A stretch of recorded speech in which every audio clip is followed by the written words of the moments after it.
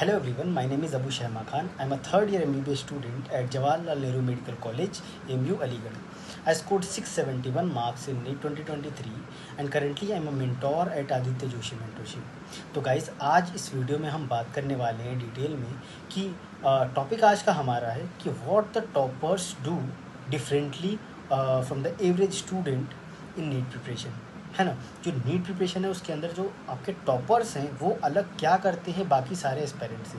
और बाकी सारे से हमारी मुराद है कि बाकी बच्चे जो पढ़ाई कर रहे हैं अच्छे से, जो कोचिंग जाते हैं, जो क्लासेस लेते हैं, जो रिवीजन भी करते हैं, क्वेश्चन प्रैक्टिस भी करते हैं, बेसिक सारी चीज़ें करके जाते हैं। तो जो टॉपर्स हैं जो एक्स्ट्रा एज ले रहे हैं वो क्या ऐसा डिफरेंट कर रहे हैं जिससे वो एक्स्ट्रा एज ले रहे हैं। तो इस वीडियो में उसके बारे में पूरे डिटेल में बात करते हैं, है ना। तो गाइस जो पहली चीज़ है वो है कॉन्सेप्ट की क्लैरिटी। टॉपर्स जो है ना वो जब कॉन्सेप्ट को क्लास में पढ़ाया जाता है तो वो पूरे फोकस के साथ उन टॉपिक को पहले समझते हैं, उसको बिल्कुल उसके कॉन्सेप्ट्स की अंडरस्टैंडिंग रखते हैं कि क्या बेसिक्स से जो होती है, बेसिक्स से पहले पूरा बेसिक्स क्लियर करते हैं, फिर उसका एप्लीकेशन कैसे हो रहा है। अगर उसके बाद क्या होता है, सर लोग जब पढ़ाते हैं तो पूरा जब क्लास में डिराइव करके पढ़ाते हैं, है ना। उस कहाँ से कोई फार्मूला निकल के आ रहा है, ज़्यादातर चीज़ें बताते हैं जहाँ ज़रूरत होती है ना। तो वो पूरा बेसिक से उसको पता होता है कि कोई फार्मूला अगर डिराइव होके आ रहा है तो वो किस डेरिवेशन से, किस कॉन्सेप्ट से वो फार्मूला बन के आ रहा है। तो वो पूरा प्रोसेस को पहले समझता है, उसके बाद एट द एंड वो फार्मूला भी याद रखता है ना। तो और जो ज़्यादातर बच्चे क्या करते हैं कि एट द एंड अगर फार्मूला बेस्ड क्वेश्चंस आ रहे हैं या फिर उस फार्मूले से क्वेश्चन हो जा रहे हैं ज़्यादातर, तो वो सिर्फ फार्मूला ही याद रखेंगे, धीरे धीरे पीछे की चीज़ें भूल जाएंगे। लेकिन टॉपर से उसको याद, कॉन्सेप्ट को भी समझता है और उसको याद रखता है, उसको रिवाइज करता रहता है ना। जब कॉन्सेप्ट उसका पूरा क्लियर होता है तो कल को जब एग्जामिनर या फिर टेस्ट के अंदर जब क्वेश्चंस घुमा फिरा के आते हैं या फिर किसी तरह से जो है उसको मोल्ड किया जाता है, बिल्कुल उसकी बेसिक डेफिनेशन पूछ ली जाती है या किसी भी तरह से उसको मोल्ड किया जाता है, तो जब उसको कॉन्सेप्ट्स आते हैं पूरे अच्छे से तो वो सारी चीज़ें वो क्वेश्चन कहीं ना कहीं से बना लेता है ना। तो ये एक उनको एक्स्ट्रा एज देता है। तो आप अगर कॉन्सेप्ट्स अपने अच्छे से सारे क्लियर करते जाओगे, बेसिक्स भी, तो आप एक एक्स्ट्रा एज ले सकते हो, आप एक टॉपर्स वाली कैटेगरी में जा सकते हो। तो गाइस सबसे पहले मैं आपको NCERT line by line question bank के बारे में बता देता हूँ। ये इतना बेस्ट है, मुझे तो सबसे बेस्ट लगा कि मेरे टाइम पे अगर ये होता तो मैं ज़रूर इसको लेता, है ना। इसके अंदर आपको क्या मिलेगा, एनसीईआरटी की हर एक लाइन से, फिजिक्स केमिस्ट्री बायो तीनों के लिए एनसीईआरटी की हर एक लाइन से आपको यहाँ से क्वेश्चन बनाया गया है और हैंड पिक्ड क्वेश्चन है। और हर चैप्टर के अंदर आपको 1000 से क्वेश्चन ज़्यादा मिलेंगे, 1000 क्वेश्चन से ज़्यादा हर चैप्टर में मिलेंगे। एनसीईआरटी की हर लाइन से बनाया हुआ क्वेश्चन होगा। तो इससे बेस्ट मुझे नहीं लगता कि कोई रिसोर्स होगा आपको क्वेश्चन प्रैक्टिस करने के लिए। बच्चे क्या करते हैं कि इधर उधर से जाके मतलब कोई भी मॉड्यूल या कहीं इधर उधर से क्वेश्चन करते हैं। हाँ, आपको पीवाईक्यूज़ करना ज़रूरी है, वो तो करना है, उसके साथ साथ अब एनसीईआरटी के किसी भी लाइन से क्वेश्चन आ जाते हैं, है ना। तो उसको आपको कवर करने के लिए अगर आप ये करते हो तो इसका पीडीएफ आप परचेस कर सकते हो, है ना। आदित्य जोशी एप्लीकेशन पे आपको इसका मिल जाएगा सारी डिटेल्स। फिजिक्स के लिए अगर आप सिर्फ फिजिक्स का लेते हो 299 का आपको मिलेगा पूरा पीडीएफ, ठीक है। सिर्फ केमिस्ट्री का लोगे तो भी 299 का है, सिर्फ बायो का लोगे तो भी 299 का पड़ेगा, ठीक है। बहुत ही अफोर्डेबल प्राइस में है, बहुत ही बेस्ट है। तो इसको आप, अगर आप इंटरेस्टेड हो क्वेश्चन प्रैक्टिस के लिए, बेस्ट रिसोर्स है, तो इसको आप ज्वाइन कर सकते हो। और गाइस दूसरी जो चीज़ है वो है रिवीजन। और रिवीजन सिर्फ ऐसे ही नहीं कि एक बार पढ़ा फिर कभी एक बार उठा के रिवाइज़ कर लिया या फिर रैंडमली कभी भी रिवाइज़ कर लिया, ऐसे नहीं। टॉपर्स जो करते हैं वो क्या करते हैं कि वो एक स्पेस रिपीटेशन वाली, आपने भी कहीं ना कहीं सुना होगा, स्पेस रिपीटेशन जो टेक्निक होता है वहाँ पे क्या करना होता है, जैसे आपने पढ़ा तो वन डे पे यानी कि विदिन 24 आवर आप पढ़ के आते हो, तो घर पर आप उसी दिन उसको रिवाइज़ करो, है ना। तो बेस्ट तरीका तो यही है कि आप पढ़ के आते हो, क्लास में कोई टॉपिक पढ़ाया गया तो जब आप घर पर आते हो तो उसी दिन उसको एक बार फास्ट रिवीजन करो, क्योंकि सेम डे अगर आप रिवाइज़ करते हो ना तो आप जो है तुरंत वो चीज़ क्लास में डिटेल में पढ़ के आ रहे हो, तो बस नज़रों के सामने से एक बार चीज़ें आपके गुजरेंगी, सिर्फ सामने आप पेज खोलोगे वो सारी चीज़ें आपके अपने आप जो है माइंड में चल जाएंगी, आप तुरंत रिवाइज हो जाएगा विदिन 5 to 10 मिनट्स, है ना। तो उस दिन सेम डे पे रिवीजन करो। उसके बाद जो आपको घर पे आप मॉड्यूल से क्वेश्चन करते हो, पीवाईक्यूज़ करते हो या शीट करते हो, जो भी उस दिन के उस टॉपिक के जो आप क्वेश्चन प्रैक्टिस करते हो वो उसके बाद करो, है ना। एक बार रिवीजन कर लिया फिर क्वेश्चन प्रैक्टिस करो, है ना। तो ये एक होता है सेम डे पे रिवीजन, वन डे पे। फिर 1 वीक पे, जब एक हफ्ते होते हैं तो कहीं ना कहीं उसको दोबारा शेड्यूल में लाओ। आप रिवीजन भी साथ के साथ आपको करते होना चाहिए, है ना। जब आप क्लास के साथ क्लासेस कर रहे हो, टेस्ट दे रहे हो, रिवीजन भी आपका साथ के साथ चलना चाहिए, है ना, डेली बेसिस पे। तो वहाँ से जब आप रिवीजन कर रहे हो तो उसके अंदर विदिन अ वीक उसको दोबारा से एक बार रिवाइज़ करो उस सेम टॉपिक को या सेम चैप्टर को, है ना। एक दिन पे रिवाइज़ कर लिया, एक हफ्ते पे रिवाइज़ करिए, फिर अगर आप उसको विदिन 1 मंथ यानी एक महीने के बाद उसको फिर से एक बार देख लेते हो तो ये 3 बार आपका जो है ना, वो जब तक की चीज़ें भूल रही होती दोबारा से आप पढ़ लेते हो। तो ये आपका जो है परमानेंट मेमोरी में चली जाती है अगर आप ऐसे 3 बार रिवाइज़ कर लेते हो तो। इसके बाद आपका क्या है, सिर्फ टेस्ट से पहले आपने जो है फास्ट रिवीजन कर लिया, या फिर एग्ज़ाम के टाइम आप रिवीजन कर रहे हो, दोबारा अच्छे से फाइनल रिवीजन जब करोगे तो वो सारी चीज़ें याद हो जाएंगी, आपके परमानेंट मेमोरी में रहेंगी। थोड़ी बहुत ब्लर होंगी तो वो चीज़ें फिर से पॉलिश हो जाएंगी लास्ट में। तो इस तरह से टॉपर्स मेनली रिवाइज़ करते हैं कि जो है कि स्पेस रिपीटेशन पे रिवीजन करते हैं, ताकि वो चीज़ उनके परमानेंट मेमोरी में चली जाती है ना। गाइस तीसरी चीज़ जो है वो है क्वेश्चन प्रैक्टिस। अब क्वेश्चन प्रैक्टिस तो सबको पता है कि क्वेश्चन प्रैक्टिस बहुत ज़रूरी है। जैसे आपका रिवीजन ज़रूरी है, वैसे ही क्वेश्चन प्रैक्टिस भी ज़रूरी है नीट के लिए, है ना। क्योंकि फिजिक्स हो गए, फिजिकल केमिस्ट्री हो गए, ये सब में आपको लंबे कैलकुलेशन वाले क्वेश्चंस आते हैं। तो आपकी अगर प्रैक्टिस है तभी आप नीट में एक टाइम लिमिट के अंदर तभी आप कर पाओगे, है ना। तो क्वेश्चन प्रैक्टिस, अब देखो टॉपर्स किस तरीके से करते हैं क्वेश्चन प्रैक्टिस। पहले तो वो बेसिक चीज़ें करते हैं, जैसे कि सेम डे पे उनको जो क्वेश्चंस मिलते हैं वो करते हैं, सेम टॉपिक से क्वेश्चन करेंगे, मॉड्यूल से क्वेश्चन करेंगे, PYQs करेंगे अच्छे से, है ना। ज़्यादातर बच्चे एक बार करके छोड़ देते हैं, लेकिन टॉपर्स यहीं पे अलग काम करते हैं, क्योंकि एक बार से आपको सारी चीज़ें उस टाइम तो आपकी हो गई, क्योंकि आपने मान लो कि आज कोई टॉपिक पढ़ाया गया, आप वो टॉपिक पढ़ने के बाद घर पे गए, आपने उसका क्वेश्चन किया, तो आपने डिटेल में अच्छे से पढ़े, उस दिन सारी चीज़ें याद है तो वो क्वेश्चन बन जाएंगे। बट आप खुद आपने कभी ट्राई किया होगा कि बाद में कभी टेस्ट होता है जब आपने सही से रिवीजन नहीं किया, या रिवीजन किया भी है तो वो सारे क्वेश्चंस भी गलत होते हैं, जो उस दिन जिस दिन आपने पढ़ा था उस दिन वो क्वेश्चन को सही कर लिया था, लेकिन बाद में फिर गलत हो रहे हैं। तो ऐसा क्यों होता है? क्योंकि दोबारा आपने कभी टच नहीं किया उस क्वेश्चन को, आपने उसी टाइम किया था, फिर आपका वो कॉन्सेप्ट धीरे धीरे थोड़ा वीक हो गया, आपका रिवीजन भी उतना अच्छा नहीं था, फिर बाद में जब क्वेश्चन आया तो आपने उसका तरीका आप भूल गए कि उसको किस तरह से सॉल्व करना था। तो इसके लिए क्या करना है कि आप जो है एक बार, क्योंकि लिमिटेड क्वेश्चन लाइक आपकी जो जस्ट मॉड्यूल है और PYQs है, इतने पे ही आपको लिमिट करना है। इतने ही क्वेश्चंस को एक बार कर लिया तो बहुत सारे क्वेश्चंस में गलत होंगे, तो गलत वाले क्वेश्चन तो करने ही। अब दोबारा से भी एक बार उसको सॉल्व करो फिर से, है ना। एक बार सॉल्व होता है तो दोबारा, क्योंकि उतने ही क्वेश्चन बहुत ज़्यादा होते हैं। PYQs में भी बहुत सारे क्वेश्चन आपको मिल जाएंगे पिछले 20-25 साल के, अगर PYQs उठाते हो आप 20 साल के तो फिजिक्स वगैरह में, और उसके साथ साथ आप मॉड्यूल करते हो तो बहुत सारे क्वेश्चन हो जाते हैं, उसमें सारे कॉन्सेप्ट्स हर तरह के क्वेश्चन कवर हो जाते हैं। तो उसको ही आप दोबारा करो कुछ दिन के बाद। अब ये मत सोचो कि मैंने आज से 2-3 महीने पहले किया था इस चैप्टर के क्वेश्चन, तो अब नहीं करने की ज़रूरत है। दोबारा आपके पास अभी टाइम है तो आप दोबारा से करो। अगर टाइम नहीं है, लास्ट के टाइम पर अगर आप देख रहे हो तो फिर आप नहीं करोगे दोबारा, ऑब्वियसली सारी पूरा क्वेश्चन करना पॉसिबल नहीं होगा। तो आप सिर्फ जो स्टार मार्क आपने किया था, जो क्वेश्चन आपसे पहली बार में नहीं बने थे, आप सिर्फ वो करोगे। लेकिन अगर आपके पास टाइम है तो आप फिर से वो पूरे क्वेश्चन करो, तो आपको फिर से बहुत सारे क्वेश्चन ऐसे गलत हो जाएंगे जो पहले सही हुए थे, तो वो फिर से सारी चीज़ें सही हो जाएंगी। तो ये चीज़ आप फॉलो करोगे तो आपके हर एक क्वेश्चन अच्छे से हो जाएगा, बाद में भी आप उसको भूलोगे नहीं। दोबारा से जब आप कर लोगे सॉल्व तो आपका बहुत अच्छा आपके दिमाग में वो सेट हो जाएगा, वो क्वेश्चन किस तरह से होता है। तो गैस चौथी चीज़ जो टॉपर्स बहुत अच्छे से, बहुत बारीकी से करते हैं, वो है कि जब खासकर अब हम NCERT की बात कर लेते हैं कि NCERT के अंदर आपका मान लो कि बायो की NCERT की बात करते हैं, तो बायो की NCERT में जो आपके जैसे कि ज़्यादातर लोग क्या करते हैं, बच्चे जो नॉर्मली पढ़ते हैं, बोर्ड्स वगैरह दे के आते हैं या ऐसे, उनको इतना पता नहीं होता है, तो वो क्या करते हैं, सिर्फ थॉरोली वो टेक्स्ट पढ़ लेते हैं, जो टेक्स्ट वगैरह लिखा हुआ है NCERT में वो पढ़ लेते हैं, सोचते हैं उतने से हो गया। नहीं, each and every diagram important है, हर डायग्राम की लेबलिंग इंपॉर्टेंट है, हर डायग्राम के नीचे जो चीज़ें लिखी हैं वो इंपॉर्टेंट है। हर चैप्टर के जो लास्ट में समरी है, बहुत सारे पॉइंट समरी में ऐसे हैं जो आपके चैप्टर में नहीं लिखे हैं, वहाँ से डायरेक्ट क्वेश्चन आते हैं। बहुत सारे साइंटिस्ट की डिटेल दी गई है, उसके अंदर से क्वेश्चन आते हैं।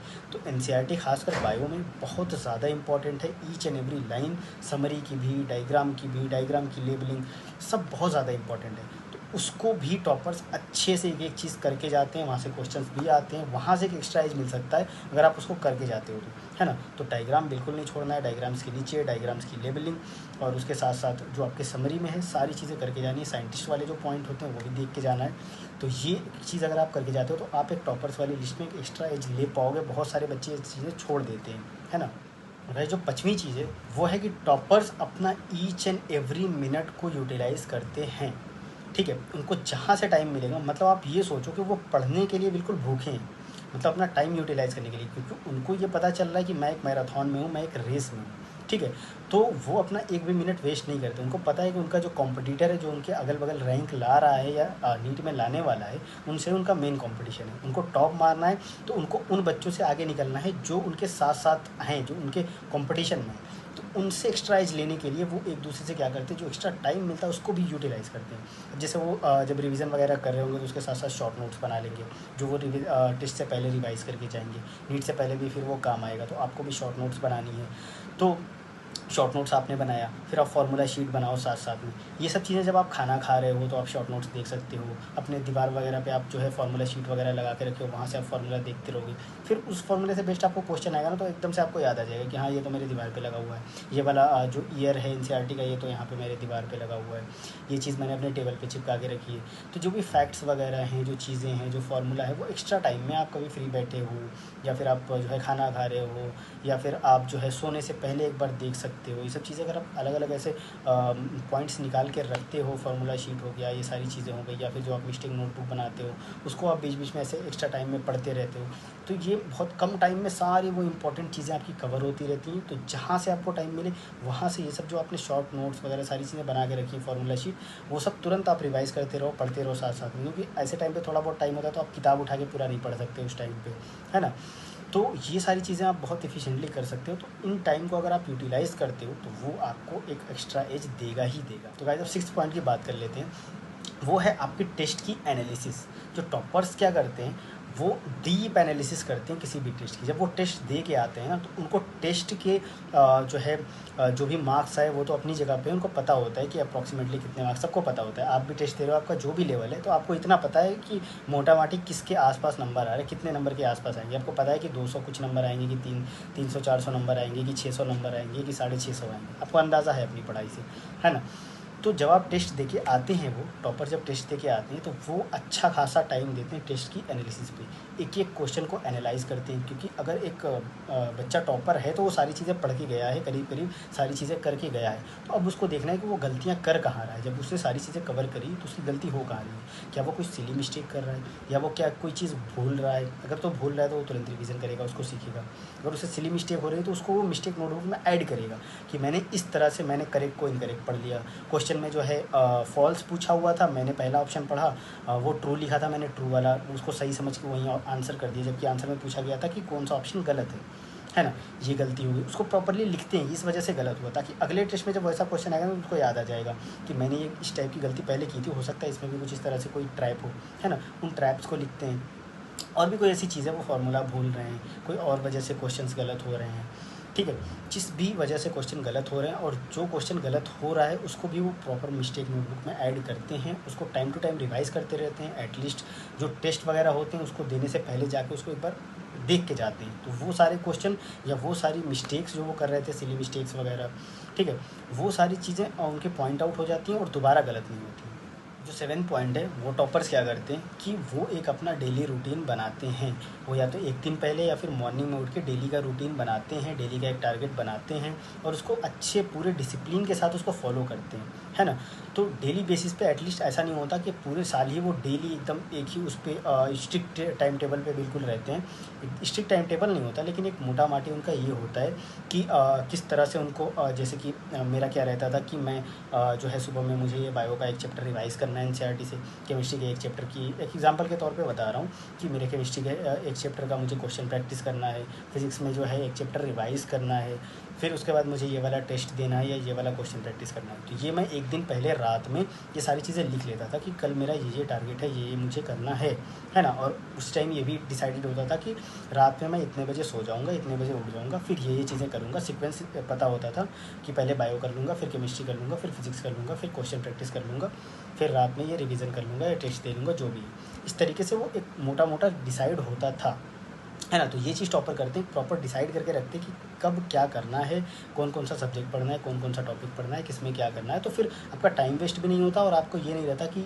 मैं आज ज़्यादा पढ़ाऊँ या मैं आज कम पढ़ लिया या मैं क्या करूँ क्या नहीं, रैंडम नहीं रहता। सारी चीज़ें बिल्कुल आपको पता होती है कि ये करना है, वो चीज़ आप वैसे उठाओगे, करते चले जाओगे। तो वो डेली का रूटीन बनाते हैं, उसको डिसिप्लिन के साथ बिल्कुल फॉलो करते हैं। तो गाइस एक गलती जो बच्चे बहुत सारे करते हैं, जो टॉपर्स इसका बहुत अच्छे से ध्यान रखते हैं, वो क्या करते हैं कि पहले अपना रिसोर्स लिमिट करते हैं। आपको अपना रिसोर्सेज लिमिट करना पड़ेगा, क्योंकि अगर आप जो है एक टीचर से पढ़ रहे हो, फिर एक दो लेक्चर यहाँ से पढ़ रहे हो या एक चैप्टर यहाँ से पढ़ रहे हो, दूसरे चैप्टर के लिए दूसरे टीचर के पास चले गए, या कुछ चीज़ें यहाँ से नहीं समझ में आ रही है वहाँ चले गए, वहाँ से नहीं समझ में आ रही, मतलब आप कूद रहे हो इधर से उधर।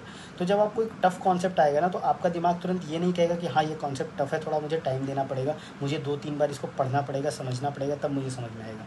आपको ये दिख रहा है कि अच्छा है, लग रहा है इस टीचर से मुझे समझ में नहीं आ रहा है, तो आप दूसरे टीचर पर भाग जाओगे, वहाँ से नहीं समझ में आएगा तीसरे पे जाओगे। तो तो आप ये नहीं मानोगे कि वो कोई चीज़ कठिन है तो उसको थोड़ा आपको टाइम देना पड़ेगा समझने के लिए। आपको ये लगेगा कि या तो ये टीचर मुझे नहीं समझा पा रहा है या फिर इससे मुझे फ्रीक्वेंसी मैच नहीं हो रही है, आप दूसरे पे भागोगे। जबकि वो कॉन्सेप्ट ही थोड़ा कठिन है, आपको सिर्फ समझना है, थोड़ा टाइम देना है ना। तो वहाँ पे रैंडम हो जाता है, इधर उधर जाओगे, फिर लास्ट टाइम पे आपने पढ़ा किसी और टीचर से है, नोट्स कहीं और का उठा लिया, तो ना इधर के रहोगे ना उधर के रहोगे, तो पक्का यहाँ पे आपका जो है पेपर पक्का ख़राब ही होने वाला है अगर आपने ऐसा किया तो। आप जहाँ से पढ़ो वहीं से प्रॉपर आप जो है हैंड रिटन नोट्स बनाओ, उससे ही रिवीजन करो, और फिर टेस्ट में भी उससे ही बार बार मल्टीपल रिवीजन करो, और फाइनली नीट भी उससे ही रिवाइज करके देने जाओ। तो ही आपका जो है सारी चीज़ें एक एक कॉन्सेप्ट आपके दिमाग में सेट होगा कि आपके नोट्स में कहाँ कौन चीज़ कैसी लिखी हुई है ना। तो ये बहुत इंपॉर्टेंट था। और guys last but not least वो है हार्ड वर्क एंड कंसिस्टेंसी। ये दो चीज़ तो टॉपर करते ही करते हैं। वो एक तो पूरे साल कंसिस्टेंट होते हैं, पूरे साल का मतलब ये नहीं कि डेली उतने ही घंटे पढ़ रहे हैं वैसे ही पढ़ रहे हैं, कभी कभी उनका भी दिन ख़राब जाता है, नेचुरली है ना। मैं यहाँ पे ऐसे कोई आइडियल बात नहीं कर रहा हूँ। मैं भी जब पढ़ाई करता था मेरे भी बहुत ऐसा होता था, बीच बीच में कोई दिन में बिल्कुल कम पढ़ाई हुई, किसी दिन पूरी पढ़ाई हुई नहीं हुई, बट ऐसा बहुत कम दिन जाता था, और वो मैं वापस तुरंत बाउंस बैक करता था। जो टॉपर्स हैं वो वापस बाउंस बैक करते हैं। कभी कोई दिन ख़राब हुआ, शाम तक ख़राब हो गया, फिर रात में किसी तरह उसमें पढ़ के 2-3 घंटे पढ़ के उसको कवर कर लिया, फिर अगले दिन से तुरंत रीसेट होकर दोबारा अच्छे से स्टार्ट किया, है ना। तो हार्ड वर्क आपको करते रहना है, बस ये एक प्रॉपर डायरेक्शन, प्रॉपर एक जो है आपका गाइडेंस में आप करोगे कि हाँ क्या चीज़ करना है, कहाँ से कितना करना है, रिसोर्स लिमिट रखना है, एक डायरेक्शन आपको मिल जाएगा। जो आपके मेंटर हैं, हम लोग यहाँ से बताते हैं सारी चीज़ें, तो आप एक प्रॉपर डायरेक्शन में अपना पूरा हार्ड वर्क लगाना आपके ऊपर है ना। हम आपको डायरेक्शन दे सकते हैं, बता सकते हैं इस तरह से करना है, इन चीज़ों से बचना है, लेकिन वो जो मेहनत है ना, वो हार्ड वर्क है, और जो डेली आपको कंसिस्टेंट रहना है, ये चीज़ आप ही कर सकते हो।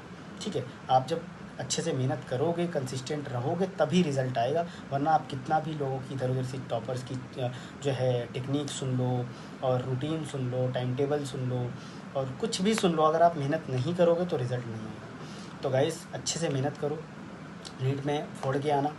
और बाकी वीडियो अगर अच्छी लगी हो तो वीडियो को लाइक करना और चैनल को सब्सक्राइब करना। Best of luck.